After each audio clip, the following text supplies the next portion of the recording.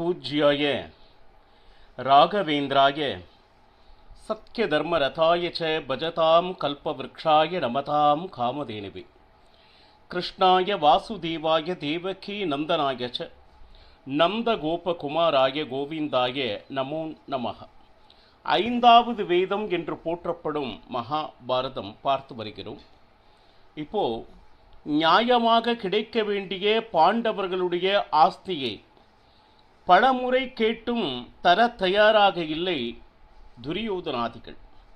கடைசி முயற்சியாக பகவான் கிருஷ்ணன் தூதுவனாக வந்து ஒருவேளை கேட்டால் கிடைக்குமோ அப்படின்னு பாண்டவர்கள் வேண்ட தூதுவனாக செல்ல ஒப்புக்கொண்டான். ஆனால் தர்மராஜரிடம் தெளிவாக கூறினான் கிருஷ்ணன், தர்மராஜா, எப்படி கேட்டாலும் துரியோதனிடமிருந்து ஒரு ஊசி முனை இடம் கூட வராது என்பது நன்றாக தெரியும். இதனால் அவர் ராஜ்யம் தருவான் அப்படிங்கிற நம்பிக்கையை தயவு செய்து உன்னுடைய மனசில் வச்சுக்காது. ஏன்னா இதற்கு என்னன்னு கேட்டீங்கன்னா, யுத்தம் ஒன்றே தீர்வு என்று பகவான் கிருஷ்ணன் நிச்சயம் செய்துவிட்டார். பட் இருந்தாலும் கடைசி வாய்ப்புகளை கொடுக்க வேண்டும். இப்போ தப்பு செஞ்சாங்கன்னா உடனே தண்டனை அல்ல, அவர்களுக்கு பலமுறை வாய்ப்பளிக்க வேண்டும் திருந்துவதற்கு. இக்கு பகவான் கிருஷ்ணனே நேரடியாக சென்று திருதராஷ்டிரனை கண்டு, நீ உத்தமன், உன்னுடைய எண்ணங்கள் நல்ல எண்ணங்கள், ஆனால் புத்திர வியாமோகத்தினால் நீ அதர்மத்திற்கு துணையாக இருக்கிறாய், முதல் அதிலிருந்து வெளியே வா என்று பல உபதேசங்களை கூறினான் கிருஷ்ணன். ஆனால் இருந்தாலும் அந்த மயக்கத்திலிருந்து திருதராஷ்டிரன் வெளிவருவதாக இல்லை. பகவான் கிருஷ்ணன் கூறி முடித்த பின்பு பரசுராமர் எழுந்தார். ஏன்னா எனக்கும் நல்லது சொல்வதற்கு என்ன சொல்றது தகுதி உண்டு. என்னன்னு கேட்டீங்கன்னா, இவர்கள் அனைவரையும் தயார் செய்தவர் குருவின் குரு, துரோணாச்சாரியாரனுடைய குரு, பரமகுரு ஆகிறார் பரசுராமர். அர்ஜுனனிடம் இருக்கக்கூடிய அந்த அஸ்திர சஸ்திரங்களுடைய ஆச்சரியமான விஷயங்களை எல்லாம் சபையில் சொல்லி, அபூர்வ அஸ்திரங்களை கொண்டு அர்ஜுனனை கண்டிப்பாக உங்களால் எதிர்கொள்ள முடியாது அப்படின்னு சொல்லிட்டு பரசுராமர் கூறுகிறார்.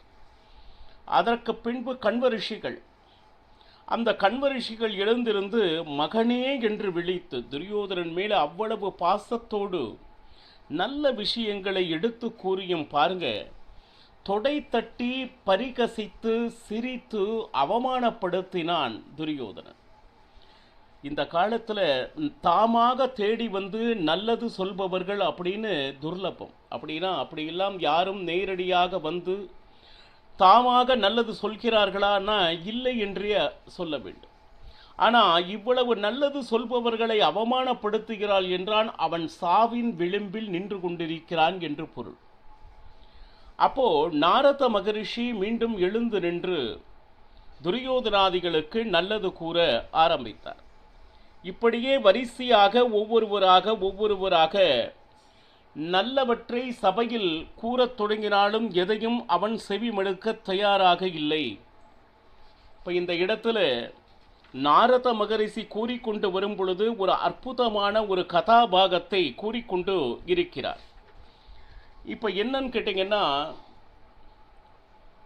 ஒவ்வொரு திக்குகளினுடைய மகிமையையும் கருடன் கூறிக்கொண்டு இருக்கிறார். ஏன்னு கேட்டீங்கன்னா, விஸ்வாமித்திர ரிஷிக்கு பலவிதமான சேவைகள் செய்தும் குருவிற்கு உண்டான தட்சணை கொடுக்க வேண்டும் அப்படின்னு சொல்லிட்டு அந்த காலவ ரிஷிக்கு தோன்ற பலமுறை கேட்டும் வேண்டாம் என மறுத்தும் நான் ஏதாவது கொடுக்க விளைகிறேன் அப்படின்னு கேட்டுக்கொண்டதற்கு இணங்கு, அப்போ 800 குதிரைகள் எனக்கு வெள்ளை குதிரைகள், ஆனால் காது மட்டும் கருப்பாக இருக்க வேண்டும் என்று அவர் கேட்க, இந்த குதிரையை நான் எப்பொழுது பெறப்போகிறேன், எங்கு இருக்கிறது என்றும் புரியாமல் திணறிக் கொண்டு இருக்க, அந்த நேரத்தில் கருடன் முன் வந்து, என்ன ரிஷிகளே இவ்வளவு புலம்பிக் கொண்டு இருக்கிறீர்கள் அப்படின்னு சொல்ல, நான் உங்களுக்கு உதவுகிறேன் அப்படின்னு சொல்லிட்டு, முதலில் எந்த திசையில் செல்வது, எங்கு இருக்கு அப்படின்னே எனக்கு தெரியலையே அப்படின்னு சொல்லிட்டு கேளும் பொழுது, கருடன் ஒவ்வொரு திக்குகளுக்கும் இருக்கக்கூடிய அந்த வைபவங்களை கூறிக்கொண்டிருக்கிறான். நேற்று பூர்வம் என்றால் கிழக்கு திசை, அந்த கிழக்கு திசையினுடைய மகத்துவம் என்ன என்பதனை கூறினான். அடுத்து பார்த்தோம்னா தக்ஷிணம் என்று சொல்வார்கள். இதுக்கு தெற்கு திசை என்று பொருள். இதில் என்னன்னா, சூரியன் சரி இந்த ரூபத்தில் தான், அதாவது தக்ஷிண திக்கில் நின்று கொண்டு தான் தானம் கொடுத்தான் அப்படின்னு சொல்லிட்டு, பித்ருக்கள் அனைவரும் இருக்கக்கூடிய லோகம் இருப்பது எங்கு அப்படின்னா தெற்கு திசையில்தான். அது மட்டுமல்ல, விஸ்வே தேவதைகள் என்று கூறப்படுகின்ற அனைத்து தேவதைகளினுடைய வாசம் எங்கு அப்படின்னு கேட்டிங்கன்னா இந்த தெற்கு திசையில். யம பட்டணத்தில் சரி புண்ணியாத்மர் இருக்கக்கூடிய இடம் எது அப்படின்னா இந்த தெற்கு திசை. தெற்கு திசை அப்படின்னா ஏதோ பாப்பம் பண்ணவங்க மட்டும்தான் இருக்கிறாங்க, அதெல்லாம் தவறு. புண்ணியம் பண்ணினவர்களும் யம பட்டினத்தில் இன்று வரை ராஜ ரிஷிகளும் மற்றும் புண்ணியாத்மரும் நிறைய பேர் யமனுடைய பட்டினத்தில் இருக்கும் திசை எது அப்படின்னா தெற்கு. அது மட்டுமல்ல, தர்மம், சத்தியம், கர்மம், இப்படி பலவிதமான அந்த என்ன சொல்லுது, தன்னுடைய வாழ்க்கையில் தர்மத்தை எவ்வளவு தூரம் கடைபிடித்து வாழ்ந்து வருபவர்கள் எல்லாம் இப்பொழுது வாழ்ந்து கொண்டு இருக்கக்கூடிய திசை எது அப்படின்னா அது தெற்கு திசை அப்படின்னு சொல்லிட்டோம். அது போக பாருங்க, பாப்பம் செய்து சரி அதனால சாகின்றவர்கள் பாருங்க, அதற்குன்னு சில யமப்பட்டணம் அதற்கு நிறைய வாயில்கள் வைத்திருக்கிறார்கள். அவர்கள் செய்த பாவத்திற்கு தகுந்த மாதிரி தண்டனை கிடைக்கிறது. அந்தந்த திசைகளில் அவர்களுக்கு வேண்டிய சிக்ஷைகளும் கிடைத்து கொண்டு இருக்கிறது. காரணம் என்ன அப்படின்னா, ஏன் அந்த பாபத்தை செய்கிறார்கள் என்றால் ஞானம் இல்லாததால். இறைவன் ஒருவன் இருக்கிறான், நாம் செய்யும் தவறுகளை பார்த்து கொண்டிருக்கிறான் என்கின்ற பயம் இல்லாது யார் தவறு செய்கிறார்களோ அவர்களுக்கு உண்டான அந்த சிக்ஷை, அந்த தண்டனை கிடைக்கக்கூடிய இடம் அந்த தெற்கு திசை. அது மட்டுமல்ல, ராவணன் இந்த தெற்கு திசையை நோக்கே அமர்ந்து கொண்டு தபஸ் செய்து பலவிதமான வரங்களை பெற்றான் அப்படின்னு சொல்லிட்டு தெற்கு திசையினுடைய வைபவத்தை கருடன் கூறினான். அது மட்டுமல்ல, அடுத்து பச்சிம திக். பச்சிமா அப்படின்னா மேற்கு திசை என்று பொருள். சூரியன் தன்னுடைய கிரணங்களை அனைத்தும் உள்ளடக்கி என்ன சொல்லுது, மாலை நேரத்தில் அடங்குகின்ற இடம் எது அப்படின்னு கேட்டிங்கன்னா அது மேற்கு திசையாக இருக்கிறது. அது மட்டுமல்ல, இங்குதான் வருணன் இருக்கிறான், வருண லோகம் இருக்கிறது. அந்த வருணலோகத்தில் வருணனுக்கு உண்டான சேவகர்கள் அனைவரும் வசிக்கும் இடம் எது அப்படின்னா, ஏன்னா அஷ்ட பர்வதங்கள் என்று சொல்வார்கள். அந்த அஷ்ட பர்வதங்களுக்கு உள்ளே சூரியன் மறையும். அப்பேற்பட்ட மகிமை வாய்ந்த அந்த திசையே மேற்கு திசை. பாருங்க, அது மட்டுமல்ல, இதை வைத்து கொண்டுதான் ராத்திரி இரவு நேரம் என்று ஆரம்பம். இரவு நேரத்தில் நமக்கு மனித குலம் வாழ வைக்க எவ்வளவோ வனஸ்பதிகள், செடி கொடிகள், மலர்கள், இவை அனைத்தும் பாருங்க மலர்கின்ற தருணம், வளர்கின்ற தருணம் இந்த ராத்திரி நேரம். அதற்கு காரணமாக இருப்பதும் மேற்கு திசை அப்படின்னு சொல்லிட்டு. அடுத்து உத்தரம் என்று சொல்லுகிறார். உத்தரம் என்றால் பாருங்க வடக்கு திசை என்று பொருள். வடக்கு திசை மனிதன் பாபத்தினால் உத்தாரம் ஆகின்ற ஒரு திசை என்று ஒன்று இருக்குமே, ஆனால் அது வடக்கு திசை. எந்த ஒரு காரியத்தையும் வடக்கு திசை பார்த்து அமர்ந்து எந்த காரியத்தை செய்தானோ அவன் செய்த பாபத்திலிருந்து விரைவில் நீங்குவான் என்று சாஸ்திரம் கூறுகிறது. ஏன்னா சம்பூர்ண பரிகாரம் அவனுக்கு கிடைக்கும். அது மட்டுமா அப்படின்னு கேட்டிங்கன்னா, இந்த திசையில் இருப்பவர்கள் யாருமே பாப்பிகள் இல்லை, பாவம் செய்தவர்கள் யாரும் வடக்கு திசையில் இல்லை. அதார்மீகர்கள், தர்மத்தின்படி வாழ்பவர்கள் மட்டுமே இருக்கக்கூடிய திக்கு இது. அதார்மீகர்கள் ஒருவர் கூட இல்லாத திசை இது. ஏன் பகவான் நின்று கொண்டு இருக்கக்கூடிய திசை. பத்ரி க்ஷேத்திரம் என்று சொல்கிறார்களே, அந்த பத்ரி நாராயணன் நின்று கொண்டு இருப்பது மேலே போக போக உயரமாக சென்று கொண்டு இருக்கக்கூடிய திசை எதுன்னா வடக்கு. சாக்ஷாத் வேதவியாசர் இன்றளவும் அந்த பத்ரிகாசிரமத்தில் இருந்து கொண்டு இருக்கிறார். சாக்ஷாத் நம்ம மத்வாச்சாரியாருக்கு பாடம் சொல்லி கொண்டு இருக்கக்கூடிய திசையும் வடக்கே. அது மட்டுமல்ல, மேரு பர்வதம், அந்த மேரு பர்வதத்தில் தான் பிரம்மதேவன் வாசம் செய்கிறார். ஏன் கைலாச பர்வதம் சாக்ஷாத் சிவன் பார்வதி இருக்கக்கூடிய அந்த பர்வதம் இருக்கக்கூடிய திசை கூட பாருங்க உத்தரம். உத்தரம்னா வடக்கு திசை. அது மட்டுமல்ல, பாருங்க 1000 தலைகளையும் 1000 தோள்களையும் உண்ட சாக்ஷாத் சர்வ வியாபி நாராயணன் விஸ்வரூபம் என்று சொல்வார்களே, அப்படி நின்று கொண்டு இருக்கக்கூடிய திசை எது அப்படின்னா அது வடக்கு திசை. கங்கா யமுனா போன்ற பவித்திரமான நதிகள் இன்னைக்கும் பாருங்க, கங்கா என்ற வார்த்தையை உச்சரித்தாலே நம்மளுடைய பாபம் நாசமாகும்.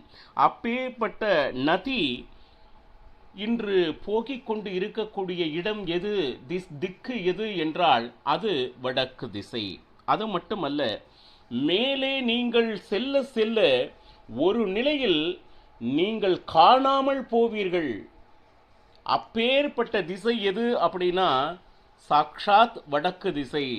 ஏன்னா பகவானுடைய ஸ்தலமாக இருக்கக்கூடிய அனந்தாசனம் என்கின்ற வீடு இருப்பது இந்த உத்தர திசையினிலே, வடக்கு திசையினிலே. ஏன் கேட்டீங்கன்னா, பகவானே அர்ஜுனை அழைத்து கொண்டு அந்த 7 பிராமணர்கள் அவர்களுடைய குழந்தைகளை பிழைக்க வைப்பதற்காக இவங்க 2 பேரும் தேடி வந்த இடம் அந்த உத்தர. ஏன்னா பகவானும் அர்ஜுனனும் அந்த பிராமண குழந்தைகளை தேடி வந்து பகவான் மீட்டு கொடுத்தான். வந்த திக்கு எதுனா வடக்கு திசை.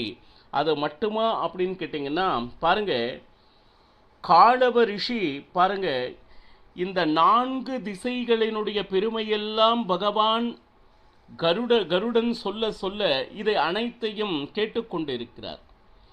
இப்போ கருடன் அந்த காலவ ரிஷியை தன்மேல் அமர்த்து வைத்து கொண்டு 4 திசையினுடைய மகிமையை கூறிக்கொண்டு மிக வேகமாக சென்று கொண்டிருக்கிறான். அவனுடைய வேகத்தை, கருடனுடைய வேகத்தை காலவ ரிஷியினால் பொறுத்து கொள்ள முடியவில்லை. என்ன ஆச்சு அப்படின்னு கேட்டீங்கன்னா, கண்கள் தானாக மூடுகிறது. நாம எந்த திசையில எங்க போயிட்டு இருக்கோம்னு கூட அவருக்கு தெரியல. கருடனுடைய வேகத்தை சமாளிக்கும் அளவுக்கு காலவ ரிஷிகளுக்கு என்ன சொல்லுது, உடம்பில் சக்தி இல்லாமல் போய்விட்டது. அப்போ நேரா கருடா முதலில் நில், உன்னுடைய வேகத்தை என்னால் பொறுத்து கொள்ள முடியவில்லை, என்னை கீழே விடு அப்படின்னு சொல்லிட்டு பணிக்க கருடன் உடனே நேரா ஆனந்தமாக கீழ் இறக்கி விட்டார். கீழ் இறக்கி விட்ட உடனே கருடன் இருக்கிறான், காலவ ரிஷி இருக்கிறார். இறங்கின உடனே பசி ஏற்பட்டது. அப்போ என்ன பண்ணலாம் அப்படின்னு பார்த்தோம்னா, தூரத்தில் ஒரு பெண்மணி, அவள் பெயர் சாண்டலி என்று பெயர், அவள் தபம் செய்து கொண்டு இருந்தாள். இதில் என்னன்னு கேட்டிங்கன்னா, நேரா வந்தா உபச்சரித்தால் உடனே வேண்டிய உணவினை அளித்தாள் அந்த சாண்டலி. இதெல்லாம் சாப்பிட்டுட்டு எல்லாம் உறங்கினர். யாரு, காலவ ரிஷியும் சரி கருடனும் சரி. காலையில் எழுந்த பொழுது கருடனுக்கு இறக்கையே இல்லை. பாருங்க, சாண்டலி எப்படி யார் அப்படின்னு பார்த்தோம்னா மகா குரூபி. அப்படின்னா அவ்வளவு அழகானவள் அல்ல, ஆனால் மிக ஆச்சாரியவந்தவள். அழகு இல்லை என்றாலும் அந்த தர்ம நிஷ்டைகளில் சிறிதும் வலுவாதவள். மனசுல பாருங்க, எதனால கருடனுக்கு இந்த இறக்கை போனது அப்படின்னு சொல்லிட்டு ஒருவரை ஒருவர் பார்த்து கொண்டிருக்க, அப்போ அவள் கூறுகிறாள், யாரு, சாண்டலி, உங்கள் மனதினால் என்னை நீங்கள் நிந்தனை செய்துள்ளீர்கள். அதனால் உங்களுடைய ரெக்கை இப்பொழுது நீங்கள் இழந்து நிற்கிறீர்கள். பாருங்க, மனதினால் அவளை நிந்தனை செய்தாலே கருடன், தேவாதி தேவதைக்கெல்லாம் தேவனாக இருக்கக்கூடிய கருடனுடைய ரெக்கையே கீழ் விழுந்தது, பறி போனது. அப்படின்னா அவளுடைய பதிவிரதா தர்மத்தினுடைய மகிமை என்னன்னு பார்த்துக்கோங்க. அதுவும் மனதில் நினைத்த போதே இறக்கையை இழக்கிறான் என்றால் எவ்வளவு கடினமான தபம் செய்து கொண்டிருக்கிறாள் அந்த சாண்டலி, கொஞ்சம் நினைச்சு பாருங்க. மற்றும் இவர்களுடைய பிரயாணம் எந்த அளவுக்கு போனது, அந்த 800 குதிரைகளை இவர்கள் கொண்டு வர முடிந்ததா, இதையெல்லாம் நாளையும் பருகலாம். சர்வம் ஸ்ரீ கிருஷ்ணார்ப்பணமஸ்து. ஹரே ஸ்ரீனிவாசா.